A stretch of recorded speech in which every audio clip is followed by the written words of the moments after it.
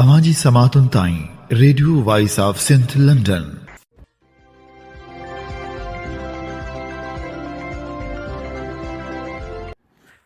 अवी ॿुधी रहिया आहियो radio voice of Sindh London. अवांजी ख़िदमत में प्रोग्राम पेश करियूं था ख़बरुनि जी दुनिया। 3 सेप्टेम्बर 2025 अरबा जे ॾींहुं प्रोग्राम ख़बरुनि जी दुनिया साण करे आऊं अवांजी ख़िदमत में वहीद मुस्तफ़ा। सभ खां पहिरियां पेश करियूं था ख़ासि ख़बरूं। सिंध जी अवाम डैम ठाहिण वारे बयाने खे रद्द करे छॾियो। KPK वज़ीर आला खे मुंहुं तोड़ जवाबु। सिंध जो नाले वारो अदाकार असद कुरैशी बीमारी जे बिस्तरे ते पियल सिंध वासियुनि खे मदद जी अपील। रेहड़कीअ में अदालती छापे बाद खंबे गुम कयल महेंद्र कुमार बाज़ियाब। सिंध शागिर्द सभा सिंध यूनिवर्सिटी तरफ़ां सेक्युलर सिंध जे उनवान हेठि रैली कढी वई। हाणे पेश करियूं था तफ़सीली ख़बरूं। सिंध यूनाइटेड थिंकर्स फोरम जे ज़ेर इंतज़ाम पाक अमेरिकन कल्चरल सेंटर कराचीअ में SUP जे सदर सैयद ज़ैन शाह जी सदारत में Sindh public service commission merit जो सवाल जे उनवान सां कॉन्फ्रेंस मुनक़द कई वई, जंहिंमें सहाफ़ियुनि, अदीबनि, दानिशवरनि, मौक़िक़नि, तर्जे निगारनि, वकीलनि, उस्तादनि, शागिर्दनि, सियासतदाननि मुतालबो कयो त सिंध पब्लिक सर्विस कमीशन तहरीरी ऐं ज़िबानी वाइवा इम्तिहाननि में मुकमल शिफ़ाफ़ियत खे यकीनी बणाए उम्मीदवारनि खे तहरीरी इम्तिहाननि जूं कापियूं ॾेखारियूं वञनि। ज़िबानी इम्तिहाननि जी ऑडियो वीडियो रिकॉर्डिंग वेबसाइट ते अपलोड कई वञे।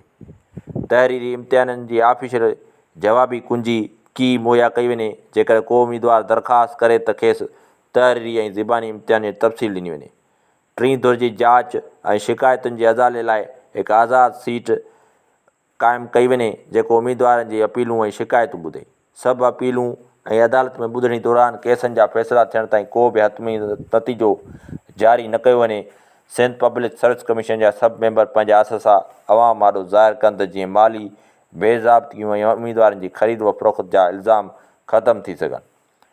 ज़ेर इल्तिवा अदालती केसनि जो जल्द फ़ैसिलो कयो वञे ऐं नवनि भर्तियुनि बाबति अदालत में ज़ेर गौर केसनि ते बि जल्द फ़ैसिला कया वञनि। जेसीं हतमी अदालतुनि फ़ैसिला न आहिनि अंदा ASI, SST ऐं ॿियनि नोटिफिकेशन खे मुअतल रखियो वञे। सिंध हुकूमत पारां सिंध पब्लिक सर्विस कमीशन में सियासी असर रसूख़ ख़तमु कयो वञे।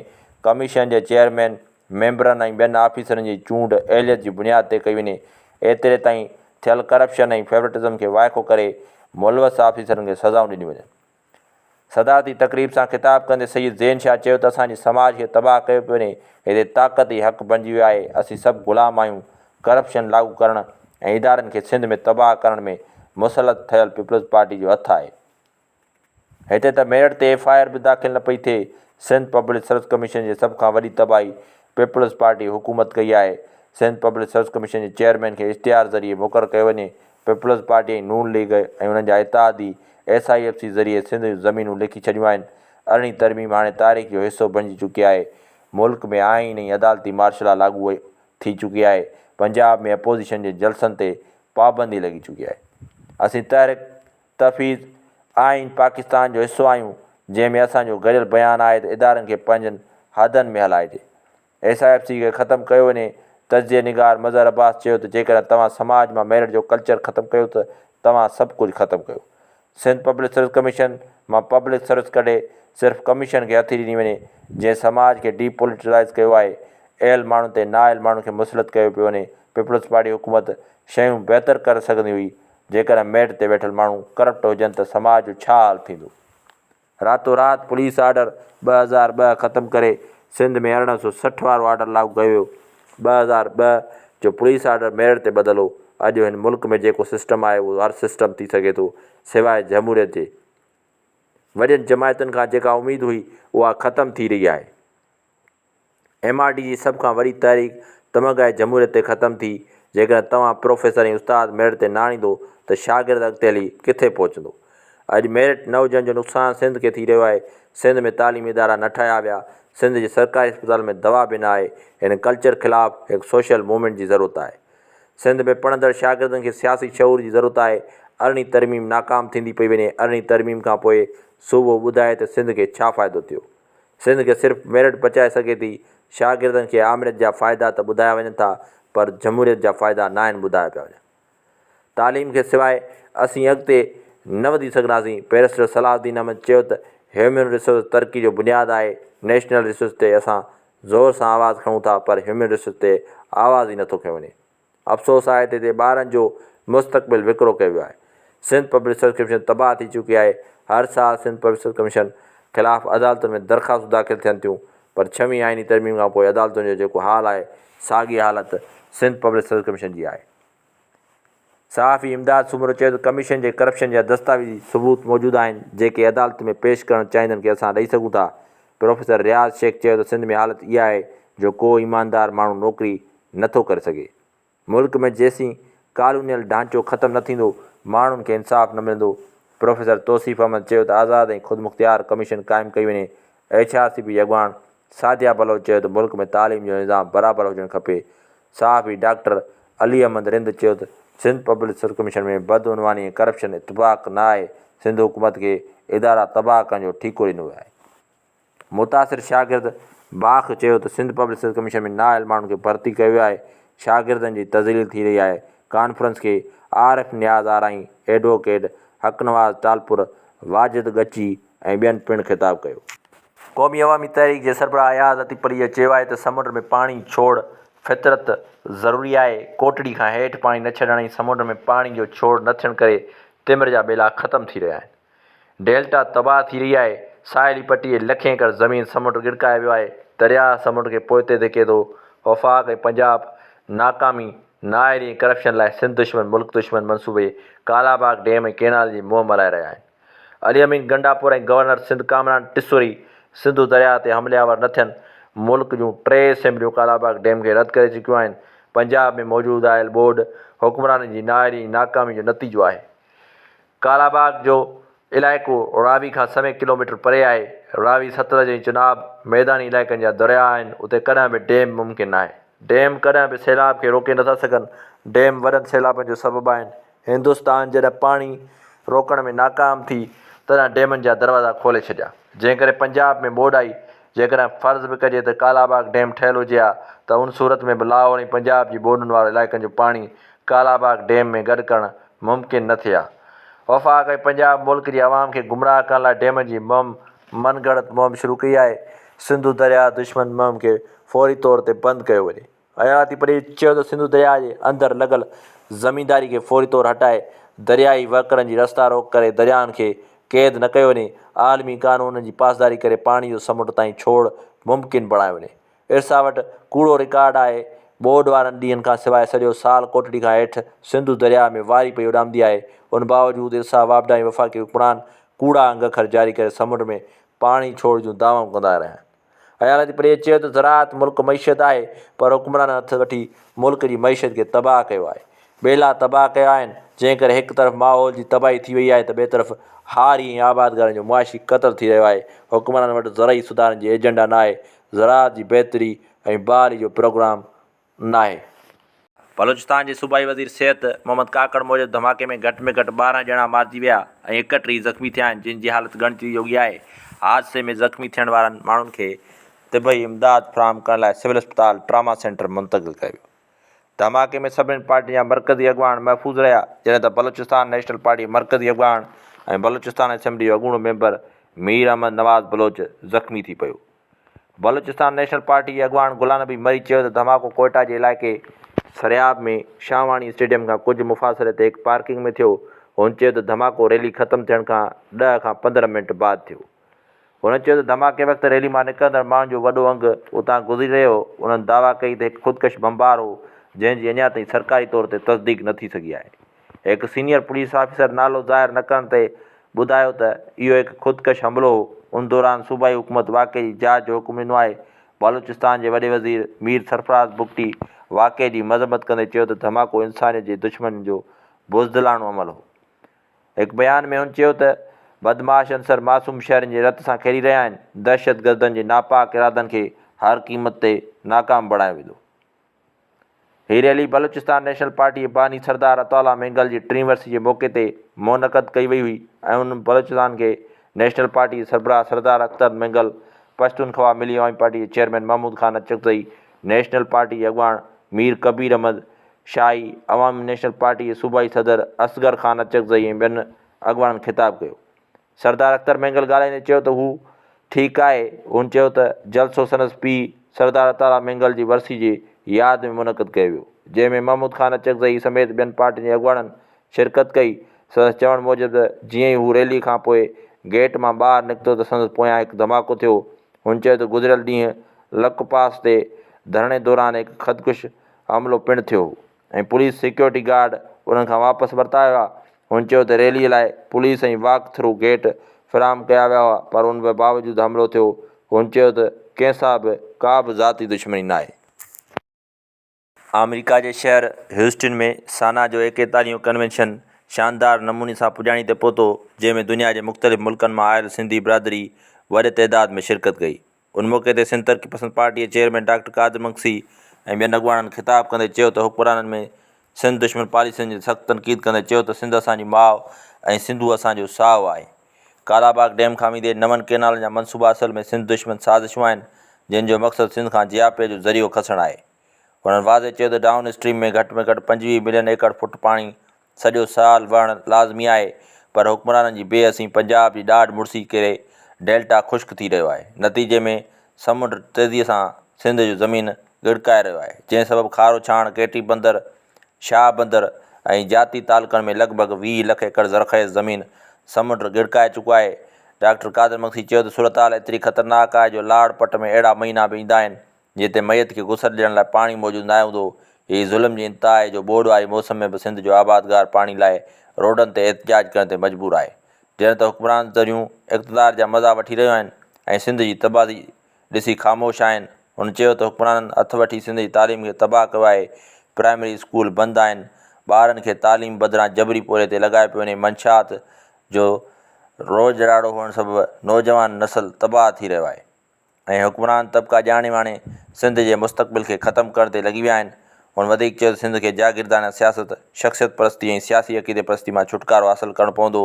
सिंध जी सभिनी मुसीबतुनि जो ज़िम्मेवार जागीरदार तबिको आहे, जेको पीपी जे 36 में सिंधियुनि जे हक़नि ते धाड़ो हणी रहियो आहे। हिन चयो त हाणे वक़्तु अची वियो आहे सिंध जो माण्हू मार्च जो रोज़ो टोड़े पंहिंजी धरती ऐं पंहिंजी दरिया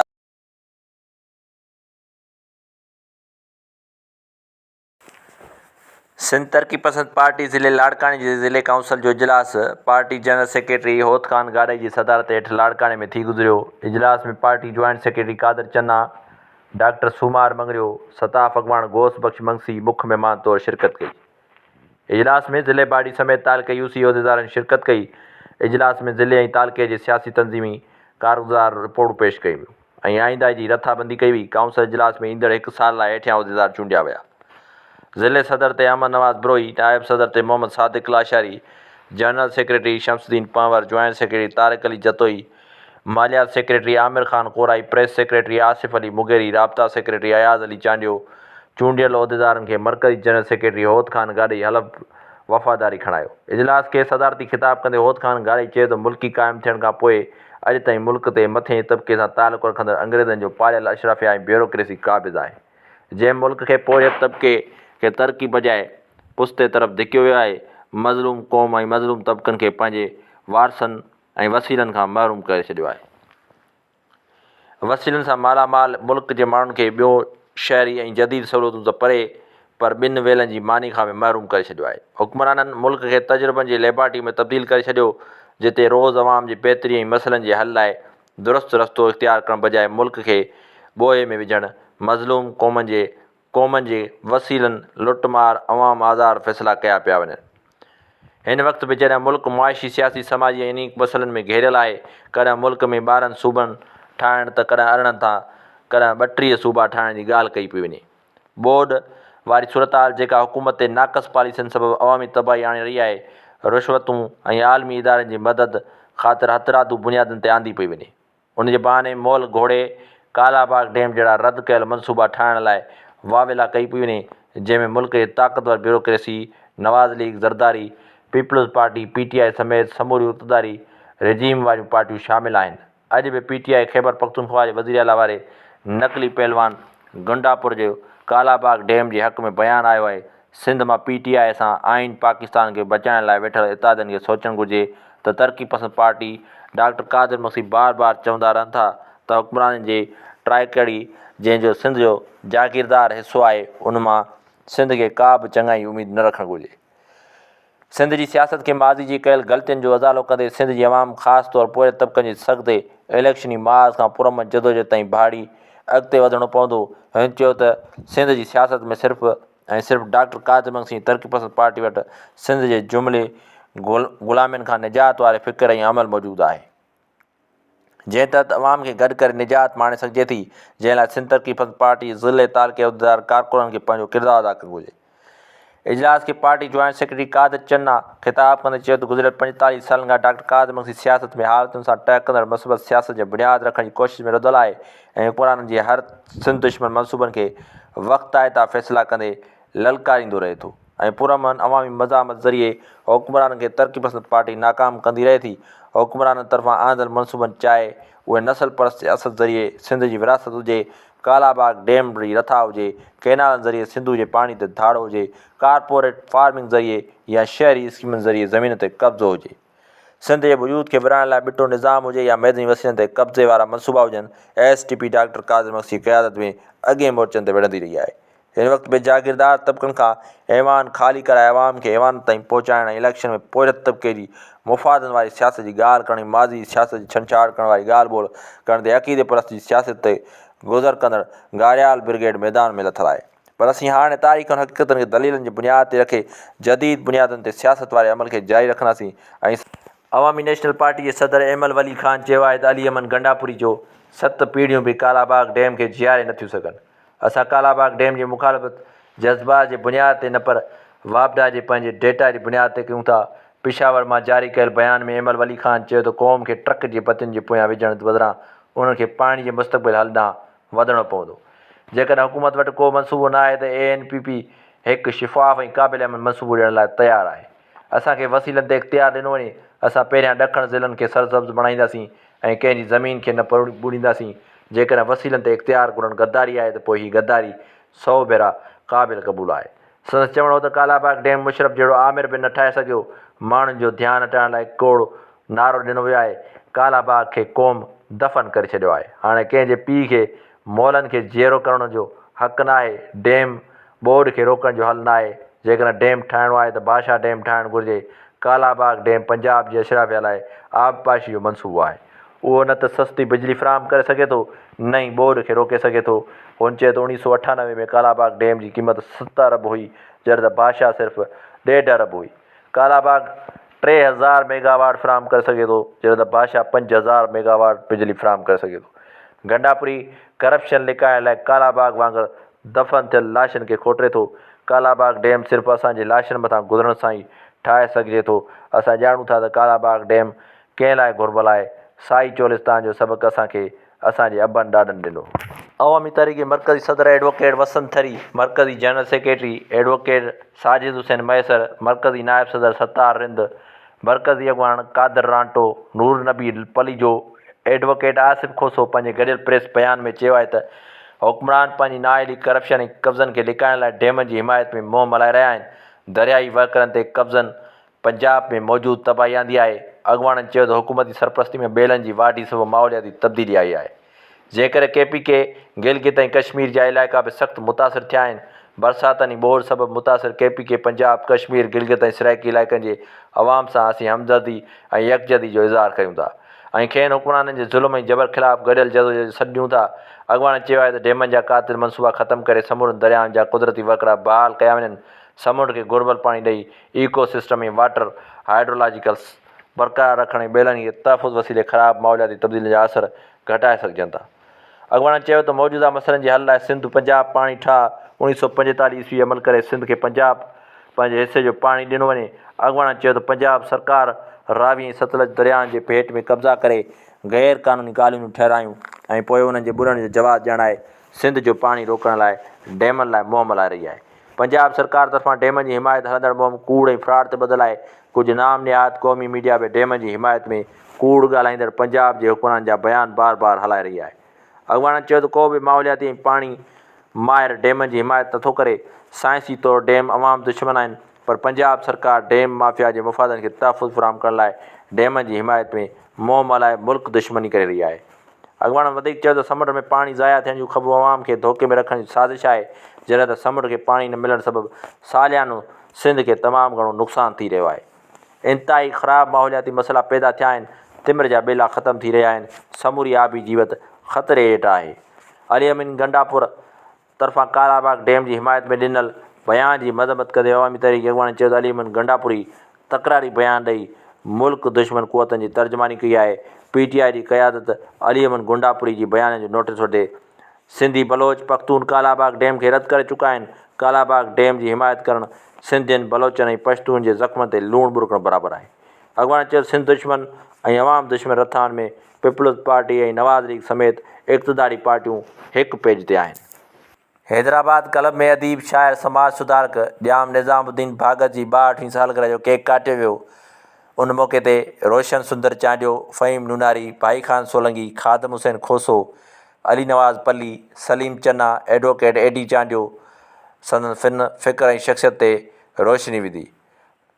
उन मौक़े ते दोस्तनि कलमात चंदे ॼाम निज़ामुद्दीन भागत बाबति चयो त ॼाम निज़ामुद्दीन भागत बहितरीन फ़िक्र सां सरशार समाज सुधारक कामयाबु ज़िंदगी गुज़ारींदे इल्म अदब जी ख़िदमत कंदड़ रहियो आहे। ॼाम निज़ामुद्दीन भागत चयो त आऊं अवामी कल्चर ऐं रोशन चांडियो चयो त बेहदि शुक्रगुज़ार आहियां जिन मूंखे मुंहिंजे जनम ॾींहं ते सॼे सालगिरह जो केक कटियो ऐं इज़त अफ़ज़ाई जो शरफ़ बख़्शियो।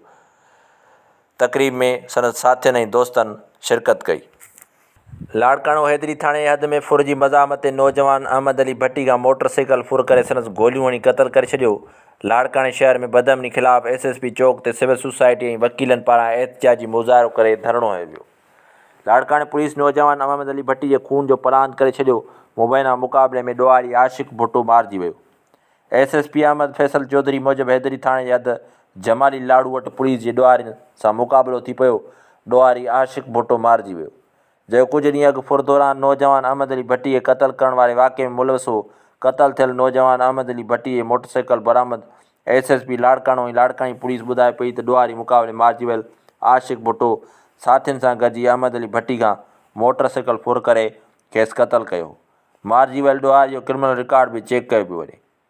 अॼु सिंध एम्प्लॉइज़ अलायंस जो भाऊ GM अबड़े जी सदारत हेठि गस्टा ज़िले लाड़काणी ऑफिस में इजलास थियो, जंहिंमें आल रेवेन्यू सिंध एम्प्लॉइज़ एसोसिएशन तरफ़ां मुख़्तियार अली जतोई, राशिद हुसैन जागीराणी, माशूक अली खोसो, मोहम्मद अली अबड़ो, सिराज अहमद सुमरो, अताउल्ला दायो ऐं आपका पाकिस्तान जे सीनियर नायब सदर अव्वल रफ़ीक अहमद जतोई, निसार अहमद आरबाणी, मुबैन खान बुरड़ो, मोहम्मद बख्श कुंबर, अब्दुल नबी दायो, CBA यूनियन जे मरकज़ी सेक्रेटरी जनरल ग़ुलाम कादर अमीर, ग़ुलाम रसूल छॾड़ो, मुमताज़ अली चांडियो, मोहम्मद अली सूहो ऐं ॿियनि आल डिपार्टमेंट जे मुलाज़िमनि तंज़ीमनि जे अॻुवाननि शिरकत कई। इजलास में फ़ैसिलो कयो त 4 सेप्टेम्बर ते पेंशन मां कटौती ख़िलाफ़ ऐं डिस्पेरिटी रिडक्शन अलाउंस न मिलण ख़िलाफ़ हज़ारे मुलाज़िमनि जी अॻुवानी में पायलट स्कूल लाड़काणो खां एहतिजाजी मुज़ाहिरो करे धरणो हयो वेंदो। बाद में workers convention pilot school Larkana में कयो वेंदो। वर्कर्स कन्वेंशन खे सिंध एम्प्लॉइज़ अलायंस जा अॻुवान ख़िताब कंदा। मसू बुरगड़ी जे मोहन बॉयज़ प्राइमरी स्कूल में तदरीसी अमल दौरान छित मां ओचितो चापड़ किरी पिया। मासूम शागिर्दनि में दाऊं पइजी वियूं। शागिर्दनि संदनि वालिदीन पारां एहतिजाजी मुज़ाहिरो तालीम खाते सिंध तोड़े तक जे चूंडियल नुमाइंदनि खां स्कूल जी ज़िबून हाली जो नोटिस वठण जो मुतालबो कयो वियो। मसू बुरगड़ी जे मेन बॉयज़ प्राइमरी स्कूल में तदरीसी अमल दौरान छित मां ओचिता चापड़ करण सबबि मासूम शागिर्दनि में दाऊं ऐं रड़ियूं पइजी वियूं, जंहिं करे वालिदीन ऐं सिविल सोसाइटी नुमाइंदनि पीर बख़्श आराई, मौलवी रियाज़ हाजाणो, गुलज़ार कलोड़ो, मोहम्मद हसन विगियो, शागिर्दनि लियाकत आराई, आफ्ताब तुर्क ऐं ॿियनि मीडिया सां ॻाल्हाईंदे चयो त असांजो प्राइमरी स्कूल मसइलनि जे वरचड़ियल आहे। प्राइमरी स्कूल में मसू बुरगड़ी भरपासे इलाइक़े में 350 ॿार तालीम पिराए रहिया आहिनि। स्कूल जी बिल्डिंग ज़िबून हाल आहे। कमरनि जी छित मां चापड़ करणु रोज़ जो महमूल बणियल आहे, जंहिं करे शागिर्द ख़ौफ़ में वरितल आहिनि ऐं शागिर्दनि स्कूल अचण बि घटाए छॾियो आहे। जॾहिं त स्कूल में पीअण जो साफ़ु पाणी लाइ शागिर्द दरपदर आहिनि, जेके पीअण जो पाणी स्कूल में न हुजण सबबि होटलनि ते पीअण वञनि था, जॾहिं त साफ़ु पाणी खोड़ सबबि होटल मालिक दड़का ॾेई शागिर्दनि खे वापसि करे छॾनि। जॾहिं त स्कूलनि जे कमरनि में शदीद गर्मी सबबि बिजली जो निज़ाम ऐं सोलर तोड़े बैटरियूं न हुजण सबबि शागिर्दनि जो साहु ॿूसजणु लॻे थो। स्कूल में मासूम ॿारनि जे लाइ बाथरूम जी सहूलियत न हुजण करे ॿार दीवारनि जी पाड़ में हाजत पूरी करणु लॻा आहिनि। शागिर्दनि ऐं वालिदीन वज़ीर आला सिंध चेयरमैन बिलाल भुट्टो ज़रदारी, वज़ीर तालीम सरदार शाह ऐं डिप्टी कमिश्नर हैदराबाद खां मुतालबो कयो आहे त प्राइमरी स्कूल जी इमारत मरमत कराए ऐं स्कूल में पीअण जो साफ़ु पाणी फ़राहम करे बुनियादी सहूलियतूं फ़राहम करे मासूम ॿारनि खे तालीम जे ज़ेवर सां संवारियो वञे। NDMA पारां दरियाहनि में ॿोर जे वहिकरनि बाबति तफ़सीली रिपोर्ट जारी। नेशनल डिज़ास्टर मैनेजमेंट अथॉरिटी जे नेशनल एमरजेंसी ऑपरेशन सेंटर दरियाहनि में ॿोर जे वहिकरनि ऐं पाणी जी सतह बाबति अहम ऐं तफ़सीली रिपोर्ट जारी कंदे चयो आहे त इदारनि जी बरवक़्तु क़दमनि ऐं बहितर मनसूबाबंदी सबबि मुल्क खे वॾी ॿोर जे ख़तरे खां बचाए वियो आहे। दरिया चुनाव ते हेठि ट्रेमूं वटां 5,50,000 क्यूसिक जो वॾो वहिकिरो गुज़री चुको आहे, जेको पंजनि तरफ़ वधी रहियो आहे। ॿिनि हंधनि तां हिफ़ाज़ती बंदि टोड़ण बैदि पाणी जो दॿाउ वाज़े तौरु घटिजी 5.5 लख क्यूसिक ताईं रहिजी वियो आहे, जेको आसानी सां हेठि ट्रेमूं वटां गुज़री वियो। रिपोर्ट में वधीक ॿुधायो वियो आहे त पंजनद हेड वर्क्स वटि सिर्फ़ु 6.5 लख क्यूसिक पाणी गुज़रण जी गुंजाइश आहे। तंहिं करे हाणे वधीक बंदि टोड़ण जी ज़रूरत न पवंदी। इम्कान ज़ाहिर कयो वियो आहे त 3 तारीख़ुनि ते पंजनद वटि ॿोर जो वहिकिरो 5,70,000 खां 6 लख क्यूसिक ताईं हूंदो, जॾहिं त 5 तारीख़ ते दरिया सतलज मां बि 80,000 खां 1 लख क्यूसिक पाणी पंजनद वटि शामिलु थींदो।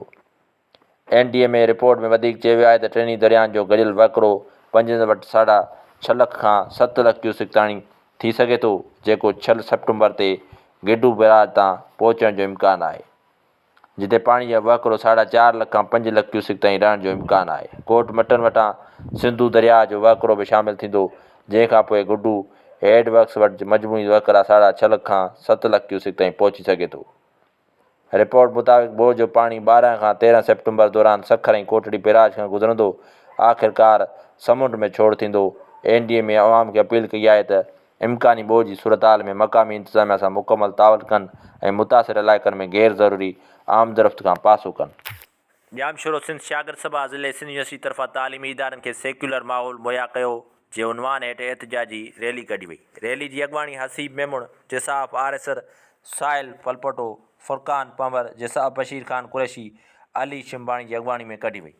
उन मौक़े ते अॻवाननि जो चवणो हो त तालीमी इदारनि में बुनियादी खोटूं, फीसुनि में वाध, हिरासमेंट समेत अनेक मसइलनि सां गॾु हिन वक़्तु वॾी साज़िश तहत सिंध जी सेक्युलर ऐं साइंसी तालीमी इदारनि अंदरि फ़िरक़ेवारियत खे हवा ॾींदे तफ़रक़ ऐं नफ़रत फैलाए रहिया आहिनि, जेका अॻिते हली मज़हबी इंतापसंदी जो सबबु बणिजंदी, सिंध जी रवादारी खे कापारी धकु रसाईंदी।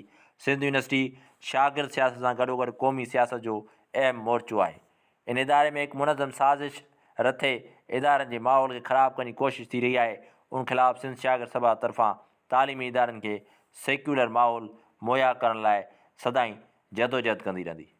सागड़ में शहीद डॉक्टर मरूफ़ जे क़त्ल केस जे मुख्य जवाबदारनि ऐं सहूलियतकारनि जी गिरफ़्तारी लाइ नर्सिंग कॉलेज जे शागिर्दनि ऐं शागिर्दियाणियुनि ऐं स्टाफ पारां एहतिजाजी मुज़ाहिरो कयो पियो।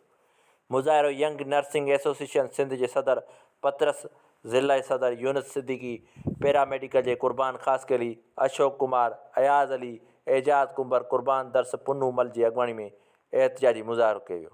उन मौक़े ते अॻवाननि चयो त जवाबदारनि खे फौरी तौर ते गिरफ़्तार कयो वञे, ॿी सूरत में एहतिजाज जो दाइरो सॼी सिंध ताईं वधायो वेंदो। भिरिया रोड भरिसां ॻोठ प्यारो ख़ान मरी वासी मर्द औरतनि ऐं मासूम ॿारनि अता मोहम्मद मरी, तालिब मरी, मोहकमदीन परियल मरी, रफ़ीक अहमद मरी ऐं ॿियनि क़ुर पाक खणी सख़्तु एहतिजाज कंदे मीडिया खे त हिकु हफ़्तो अॻु नौशरो फिरोज़ CI पुलिस सुहेल मरी खे बिना जवाज़ खंभे गुम करे छॾियो आहे। हुननि IG सिंध, DIG शहीद बेनज़ीराबाद, SSP नौशरो फिरोज़ ॿियनि खां घुर कई त फौरी तौरु सुहेल मरी खे ज़ाहिर करे इंसाफ़ कयो वञे, ॿी सूरत में SSP नौशरो फिरोज़ ऑफिस अॻियां धरणो हयो वेंदो। सिंध जो नाले वारो अदाकार, सिंध जे सदोरे पुट सां सुञाणप रखंदड़ असद ख़ान कुरैशी टियों भेरो दिलि जी तकलीफ़ में मुब्तला। असद ख़ान कुरैशी पहिरियों भेरो दिलि जो दौरो 2007 में पियो, जंहिं दौरान स्टंट विधा विया। ॿियो भेरो खेसि 2016 में मेजर हार्ट अटैक थियो, जंहिंखे बर वक़्तु इस्पताल पहुचाइण करे संदसि हयाती बची वई ऐं हाणे टियों भेरो 2025 में खेसि दिलि जो शदीद दौरो पियो आहे। सिंध वासियुनि जी दुआनि बदौलत अलाह साईं खेसि बार बार हयाती ॾिनी आहे। असद कुरैशी 3 भेरा पंहिंजो इलाजु पाण करायो। सकाफ़त खाड़े तोड़े एंडोमेंट फंड या फ़नकारनि जे हक़नि लाइ कमु कंदड़ तंज़ीमुनि पारां संदसि का बि सहकार न कई वई। असद कुरैशी निहायती ॾुख मंझां ॿुधायो त ज़िंदगी मौत अलाह जी वसाए, सिंध वासियुनि प्रस्तारनि जी दुआनि बदौलत बार बार ज़िंदगी मिली रही आहे, पर सकाफ़त खाते समेत फ़नकार साथियुनि तोड़े तंज़ीमुनि मां कॾहिं बि उमेद जी किरण न जागी आहे। हुन चयो त अलाह साईं ताक़त ॾिनी आहे, जेकॾहिं खुटी पैसनि ते पियुसि त सिंध वासियुनि अॻियां मदद लाइ झोली झलींदुसि, पर जेके इदारा असांजे नाले ते करोड़ रुपया कमाइनि था उन्हनि कॾहिं बि मदद करण जी अॻियां हथु न वंडियो आहे। असद कुरैशी न रुॻो सुठो अदाकार आहे पर सिंध जो हिलाली पुटु पिणु आहे। सिंध ते आयल ॾुखी महल ते हमेशह सफ़े अवल ते बीह सिंध जे दुश्मन खे ललकारींदो रहियो आहे। समूरी सिंध खे असद कुरैशी जे तुर्त सिहतयाबी लाइ दुआ जी अपील कजे थी। सिंध सागर पार्टी जे आमशोरे पारां अंगारे ॾींहुं 2 सेप्टेम्बर 2025 ते अलमंज़र लॻ सिंधू दरिया जे कप ते ॻोठु रायलो म्याण में अज़ीज़ुल्लाह जरवार स्टडी सर्कल जी ॿीं वेहक थी गुज़री। नौजवान शाइर, मौक़िक़ लेखक ऐं सिंधी अदबी संगत शाख लाड़काणी जे सेक्रेटरी ईसा मेमून जे लिखियलु खाकाई किताब जीवन घारियो जिनसी मां संदसि लेख हाफ़िज़ सिकंदर तुनियो कामरेड हाफ़िज़ अब्यास हेठि आंदो वियो। ॼाणायल लेख जी पढ़ाई सारंग महर, फ़हीम नूनारी, आज़ाद मेमून, ज़ाकिर बुलेदी, करीम बख़्श सारी, अयूब इनकलाबी, नदीम कलोड़ो ऐं नवाज़ नज़ामाणी कई। ईसा मेमून जे लिखियलु खाकाई किताब जीवन घारियो जिनसी मां संदसि लेख हाफ़िज़ सिकंदर तुनियो कामरेड हाफ़िज़ जे अब्यास में ज़ाकिर भट्टी, दादा सिंधी ऐं राशिद बंगी पिणु शरीक थिया। यादि रहे त हाफ़िज़ सिकंदर तुनियो हिन वक़्तु सिंध सागर पार्टी जो सेक्रेटरी जनरल आहे। अब्यासी वेग में वीचार वञी जे सिंध सागर पार्टी मरकज़ी ऑडिटर नदीम कलोड़ो हाफ़िज़ सिकंदर तुनियो बाबति नौजवान शाइर ऐं मौक़िक़ लेखक ईसा मेमून जे लेख ते ख़ुशीअ जो इज़हार कयो। हिन चयो त हाणोकी सिंध में हाफ़िज़ सिकंदर तुनियो जहिड़ा किरदार फ़िक्र जा प्रचारक ऐं पैरोकार मौजूदु आहिनि। सिंध सागर पार्टी में उबैदुल्ला सिंधीअ जे फ़िक्र तहत बुनियादी सियासी फ़िक्र सिंध सिंधियुनि जी आहे ते कमु करे रही आहे। सुगड़ शाइर अयूब इनकलाबी जुड़े चयो त पाण खे पंहिंजे वसीलनि जी मालिकी करणी आहे। स्कूलनि, इस्पतालनि, रोडनि ऐं ॿियनि अवामी वसीलनि खे सरकारी सम्झी संदन मालिकीअ ते हथु नाहे खणणो। कुदरती मैदनी ऐं ॿिया पैदावारी वसीला असांजा पंहिंजा आहिनि, पाण खे उन्हनि जी मालिकी करणी पवंदी। स्टडी सर्कल जे आख़िर में सुगड़ शाइर अयूब इनकलाबी जुड़े जे पंहिंजे अवामी शहर वाह वॾेरा तुंहिंजी ओताक ॿुधायो। उनखां अॻु अयूब इनकलाबी उस्ताद बुख़ारी ऐं अनवर कमराणी जी शाइरी ॻाती। हिन मौक़े ते साहिब खावड़ी क़ौमी शाइर आकाश अंसारी जी शाइरी ॿुधाए दाद हासिलु कयो। शहीद जावेद अली भुट्टो जे वारसनि मथां कूड़ी FIR थियणु, घरनि दुकाननि ते हमला करणु, FIR न थियणु ऐं शहीद जे क़त्ल जे अदम गिरफ़्तारी ख़िलाफ़ु हिंगोर जा पुलिस ख़िलाफ़ु थाणे जे ॿाहिरां धरणो हंयो वियो। साणंद 7 में गॾु जस्क मार्शल रिले खैरपुर अॻवान डॉक्टर नज़ीर खोखर चयो त हिंगोर जा पुलिस खे घुर्जे त शहीद जावेद भुट्टो जे क़ातिलनि खे गिरफ़्तार करे ऐं शहीद जे वारसनि मथां हमिलो कंदड़ ख़िलाफ़ु FIR दाख़िल करे उन्हनि खे गिरफ़्तार करे। न त ॿी सूरत में असीं उन्हनि खे चिता ॾियूं था त वारसनि सां गॾिजी हिंगोर जा पुलिस जी नाजाइज़नि बेख्याई वारी रवश ख़िलाफ़ु भरपूर एहतिजाजी तहरीक हलाई वेंदी। रड़की पुलिस चौकी ते सिविल जज जो अदालती छापो, पुलिस जे तशदुद जो निशानो बणियल ऐं खंभे गुम कयल महेंद्र कुमार बाजियाब। सिविल जज पुलिस खे छंड पटींदे महेंद्र कुमार खे गैरक़ानूनी क़ैद मां आज़ादु कराए ॾहरकी थाणे ते मुंतक़िल करे रिमांड वठण जो हुकुमनामी जारी करे छॾियो। यादि रहे त इहो छापो महेंद्र कुमार जे वालिद पहलाज कुमार पंहिंजे वकील नज़ीर अहमद पंवर जे मार्फत दाख़िल करायल पटीशन में सेशन जज पारां जारी कयल हुकुमनामे बाबति सिविल जज एंड जुडिशल मैजिस्ट्रेट खे हुकुम जारी कया हुआ। हीअ असीं अवां जी ख़िदमत में पेश करे रहिया हुआसीं ख़बरूं प्रोग्राम ख़बरुनि जी दुनिया जो वक़्तु पुॼाणी ते पहुचे थो। पंहिंजे मेज़बान वहीद मुस्तफ़ा खे ॾींदा इजाज़त, सदाईं गॾु। अवां जी समातुनि ताईं radio voice of Sindh London.